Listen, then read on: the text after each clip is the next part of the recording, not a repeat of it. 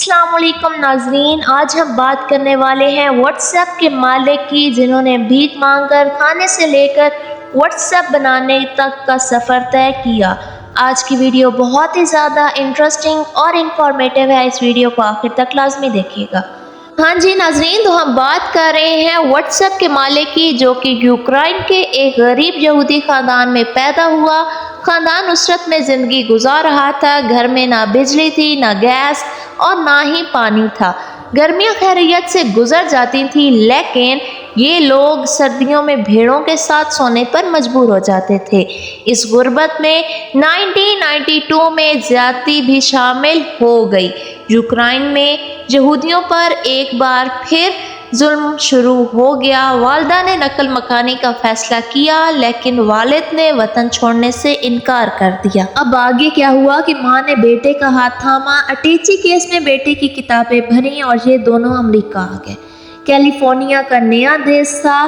امریکہ میں ان کے پاس نہ مکان تھا، نہ روزگار تھا اور نہ ہی کھانے پینے کا سامان۔ یہ دونوں ماں بیٹا مکمل طور پر خیرات کے سہارے چل رہے تھے۔ امریکہ میں فوڈ اسٹیمپس کے نام سے ایک فلاحی سلسلہ چل رہا ہے۔ حکومت انتہائی غریب لوگوں کو کھانے پینے کی اشیاء خریدنے کے لیے فوڈ اسٹیمپس دیتی ہے۔ یہ اسٹیمپس امریکی خیرات ہوتی ہیں۔ یہ لوگ اتنے غریب تھے کہ یہ زندگی بچانے کے لیے خیرات لینے پر مجبور تھے۔ جین قوم کے پاس پڑھائی کے علاوہ کوئی چارہ نہیں تھا۔ یہ پڑھنے لگا۔ وقت گزرنے کے ساتھ ساتھ پڑھائی مہنگی ہونے لگی، فوڈ اسٹیمپس میں گزارا مشکل ہو گیا۔ جین قوم نے پارٹ ٹائم نوکری تلاش کی۔ خوش قسمتی سے ایک گروسری اسٹور میں سویپر کی ملازمت مل گئی۔ اسٹور کے فرش سے لے کر باتھ روم اور دروازوں کھڑکیوں سے لے کر سڑک تک صفائی اس کی ذمہ داری تھی۔ وہ برسوں یہ ذمہ داری نبھاتا رہا۔ وہ 18 سال کی عمر میں کمپیوٹر پروگرامنگ کی خبت میں مبتلا ہو گیا۔ یہ شوق اسے سینٹ جوز اسٹیٹ یونیورسٹی لے گیا۔ پھر وہاں سے 1997 میں یاہو میں بھرتی ہوا اور اس نے 9 سال تک سر نیچے کر کے یاہو میں گزار دیے۔ پھر اس کے بعد فیس بک آئی۔ یہ آہستہ آہستہ مقبول ہوتی چلی گئی۔ 2004 سے 2007 میں دنیا کی بڑی کمپنی بن گئی۔ جین قوم نے فیس بک میں اپلائی کیا، لیکن فیس بک کو اس میں کوئی پوٹینشیل نظر نہ آیا۔ وہ یہ نوکری حاصل نہ کر سکا۔ وہ مزید 2 سال یاہو میں رہا۔ وہ آئی فون خریدنا چاہتا تھا، لیکن حالات اجازت نہیں دے رہے تھے۔ اس نے تھوڑے تھوڑے پیسے جمع کیے اور نیا آئی فون خرید لیا۔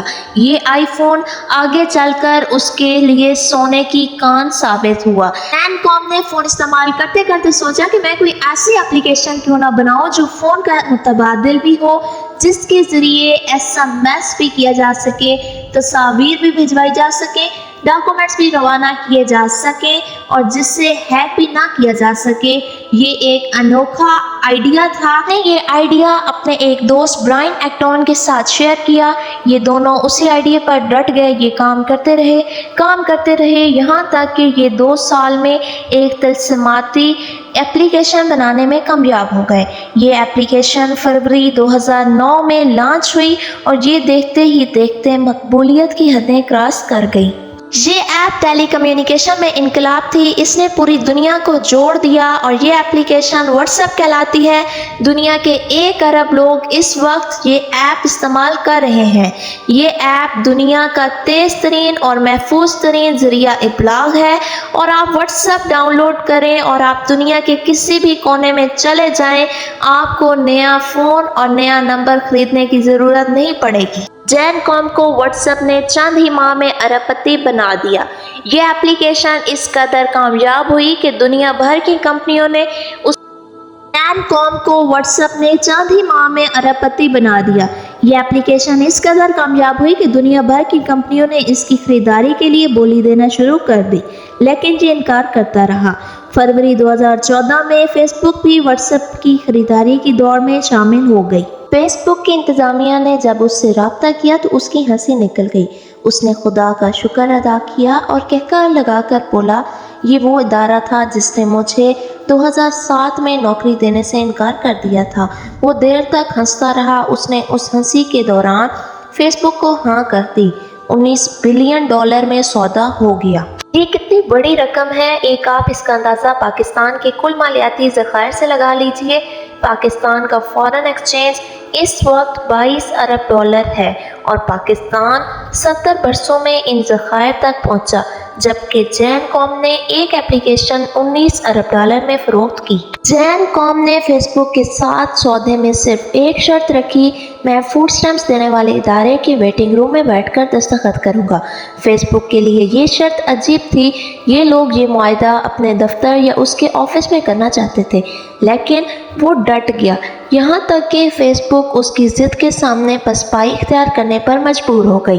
ایک تاریخ طے ہوئی، فیس بک کے لوگ فلائی سینٹر پہنچے، وہ ویٹنگ روم کے آخری کونے کی آخری کرسی پر بیٹھا ہوا رو رہا تھا۔ وہ کیوں نہ روتا؟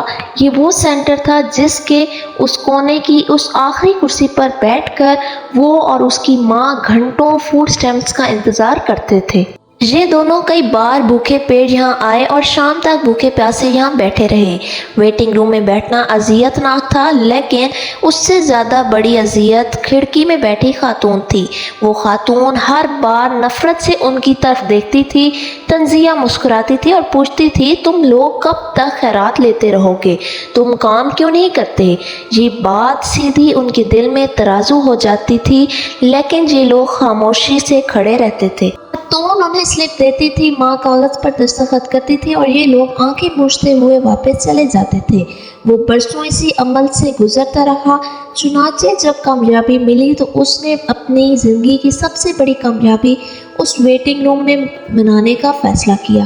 اس نے 19 بلین ڈالر کی ڈیل پر فوڈ سٹیمپس کے انتظار میں بیٹھے لوگوں کے درمیان بیٹھ کر دستخط کیے، چیک لیا اور سیدھا کاؤنٹر پر چلا گیا۔